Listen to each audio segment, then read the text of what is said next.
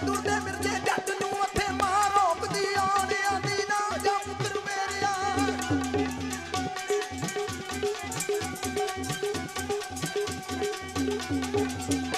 ਆਂਦੀ ਨਾ ਜਾ ਪੁੱਤਰ ਮੇਰਿਆ ਮੈਂ ਨਹੀਂ ਦੇਣਾ ਜਾਣ ਜੱਗੀ ਰਾਤੀ ਖਾਬਾਂ ਵੇਖੀਆਂ